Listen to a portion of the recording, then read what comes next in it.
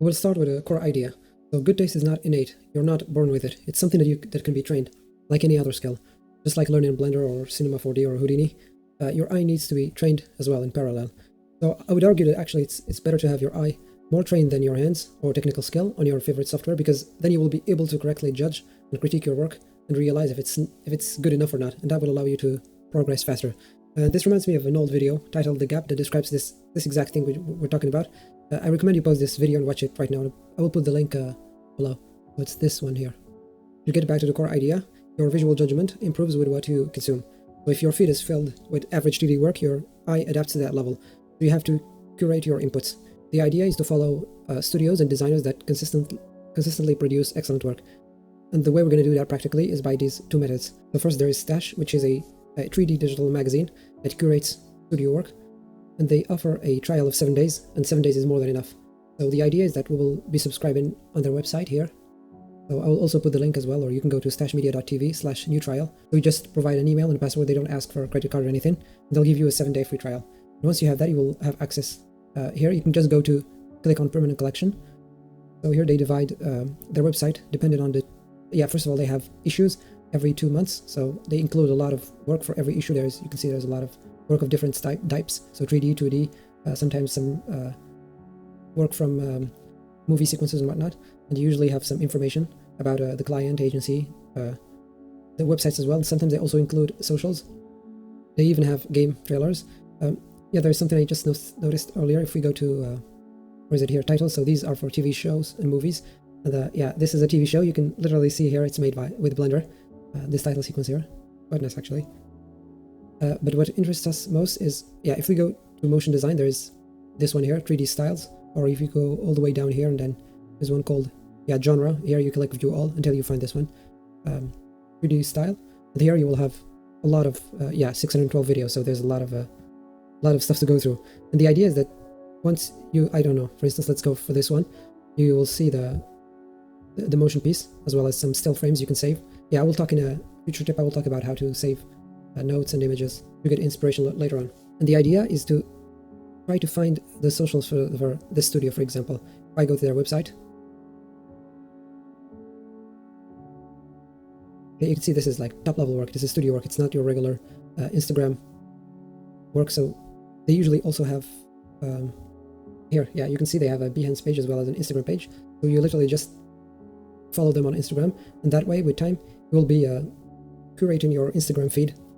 The second source for how to get inspiration, this one is free forever. I hope. It's called the Motion Design Awards. So it's like a competition between studios, 3D designers, what have you. And I think they do a competition every day, every month, and one per year as well. Like the big competition is called the Studio or Designer of the Year. So you can either go to leaderboard or nominees, and here you have a lot of video work you can browse through. If we go to leaderboards, for instance, this is the first one that I saw. So you have jury that vote on a certain piece. So I opened this one here. Just a side note here. I noticed there's our friend Alban Mel. He uses Blender. I think he works at a studio called the Truc Studio. They do amazing 3D work. So let's quickly take a look at this piece.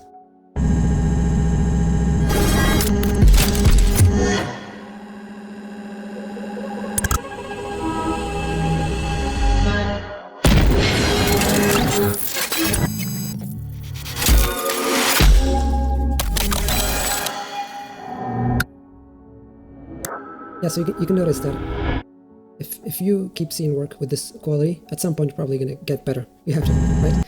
And we can, I can mute this. We can also see that some of this stuff is actually fairly, like, it's great work, right? But it's doable in Blender. And what's important is the idea. So it's good to go through the video and start noticing stuff. For instance, how you can definitely see that they put a lot of parts of the product in shadow to create contrast. That's a quite important thing. Here we can notice here that this is definitely a CG hand, right? It's passing quite quick, so it doesn't really matter, because if someone that doesn't have a trained eye sees this, he's probably going to think it's a real hand, but it's actually a CG hand. You can see from the animation a little bit. Look at this. This exploded view here, very interesting. And with this view, you can't even tell if the camera is looking down or looking up. But this is like these are parallel. It's kind of trippy, but it's really nice. You can see this is creating some sort of with the rings, they're creating a sort of a ripple effect as well. It's really nice. There as well, you can see a lot of the product going into shadow. They create a lot of, it's called chiaroscuro, I think, where you put parts of in shadow. And here you can see this. This is probably a shader you can do in Blender. If you just type Blender X-ray on YouTube, the first tutorial talks about this, so you can create this. And there I also saw something interesting. Yeah, this here, this is really nice. So I talked about it in a tip on Instagram once. You can just use the gradient texture to separate like certain parts to create a certain mask on your object, and you just mix between the normal material of your product and the X-ray material just created before. So this is a nice. As I said, a lot of this stuff is actually doable, but what matters is the idea. If you don't consistently watch what people do, it will be a little harder to come up with ideas. Whereas if you keep, if your eyes keep seeing this kind of work, at some point you will get trained and you'll have more freedom in coming up with ideas, basically. This is very nice distortion. The way the perspective, the way the focal length is very low in this shot. Yeah, this is nice. So yeah, if we take a look at this here, we have some description about the video. We have some still frames as well. This is really nice. They're decent quality.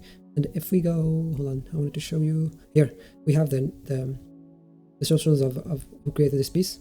This is you might think that this is one person, but it's actually a studio. So if we go, a couple of people. If we go into their Behance, then this one, we scroll all the way down. Here you can see there's quite a couple of people involved in this piece. So don't feel bad if you can come up with this alone. This is the work of multiple people who have a lot of experience. And we also have their Instagram. So we come up to the first point I said. I already follow this person, I think, I'm not logged in, but I already follow them. But you can just follow this person, and every time they release a work, it's going to show up in your feed, and that way, that's how you train your eye, basically.